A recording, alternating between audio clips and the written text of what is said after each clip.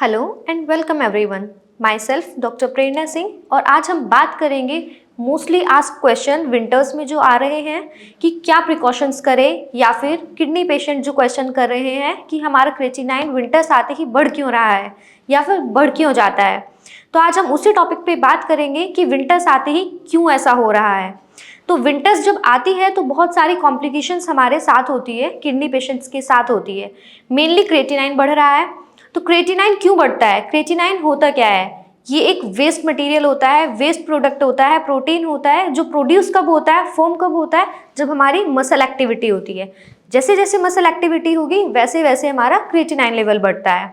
अब विंटर्स में क्या होता है? शिवरिंग होगी, कंपन होती है, बॉडी हिलती है। शिवरिंग में क्या होगा? बॉडी में मूवमेंट होगा। मूवमेंट होते ही क्या क्रेटिनाइन लेवल ऑब्वियस सी बात है फॉर्म हो जाएगा। अब क्रेटिनाइन जैसे ही फॉर्म होगा बॉडी में बढ़ेगा। अब इसके लिए करें तो करें क्या? पता कैसे लगाए कि जो क्रेटिनाइन बढ़ा है किडनी फेलियर की या किडनी डिस्ट्रक्शन की वजह से बढ़ा है या फिर विंटर्स की वजह से ऐसा हुआ है? तो इसके लिए हम दो चीजें कर सकते हैं। पहले क्या करेंगे कि अपनी प्रीवियस रिपोर्ट्स, लास्ट रिपोर्ट्स को और अपनी एट प्रेजेंट वाली रिपोर्ट को हम कंपेयर करते हैं। उसमें हमें दो काम करने हैं, क्रेटिनाइन को और यूरिया को चेक करना है। अगर क्रेटिनाइन भी बढ़ा हुआ है और यूरिया भी बढ़ा हुआ है तो इसका मतलब वो किडनी में डिस्ट्रक्शन की वजह से, किडनी में डैमेज की वजह से बढ़ा हुआ है।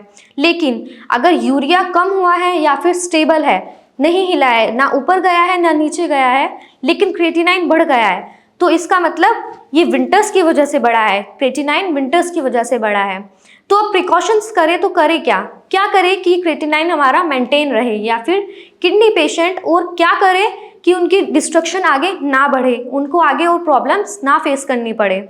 उनको सबसे पहला काम करना है कि अपने आसपास वार्मथ रखनी है, थोड़ी गर्माहट रखनी है, सर्दी को अवॉइड करना है। मतलब जैसे हल्की हल्की सर्दियां होती हैं तो क्या होता है, कुछ पेशेंट्स होते हैं कि नहीं अभी तो इतनी सर्दियां नहीं हैं, हम ऐसे ही बाहर निकल जाते हैं। वैसा नहीं करना है, अपने ऊपर लेयरिंग लेके चलना है, अपने आसपास गर्माहट बना के रखनी है।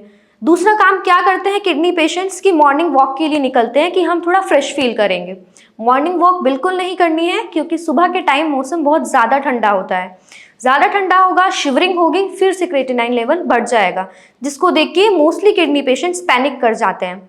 उसके अलावा किडनी पेशेंट धूप में बैठते हैं, बोलते हैं हम धूप सेकते हैं, लेकिन उसमें क्या करना है, उसमें आसपास जो खुला एरिया है उसमें नहीं बैठना है। ऐसी जगह बैठना है जहां धूप तो आ रही है लेकिन एयर ज़्यादा नहीं है, ठंडी हवा वहां ज़्यादा कांटेक्ट में नहीं आ रही है। इसके अलावा किडनी पेशेंट कुछ एक्सरसाइज भी करते हैं। एक्सरसाइज से फिर वही होगा कि मूवमेंट ज़्यादा होगा, मूवमेंट ज़्यादा होगा तो क्रेटिनाइन लेवल बढ़ जाएगा। सर्दियां आते ही क्या होता है किडनी पेशेंट में या जो नॉर्मल हेल्दी पर्सन होता है उनमें फीवर भी आता है, क्योंकि वायरल बहुत ज़्यादा हो जाता है। वायरसेस, बैक्टीरिया, पैरासाइट्स या फिर बोले तो पैथोजेंस बहुत ज़्यादा बढ़ जाते हैं।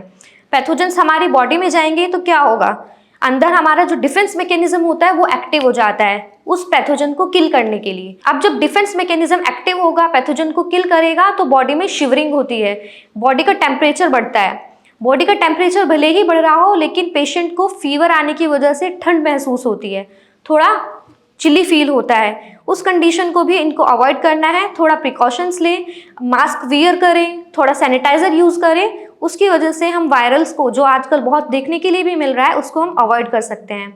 आज की वीडियो में इतना ही। बाकी आपकी कोई क्वेरी हो तो आप नीचे कमेंट बॉक्स में कमेंट आउट कर सकते हैं। तब तक के लिए नमस्कार।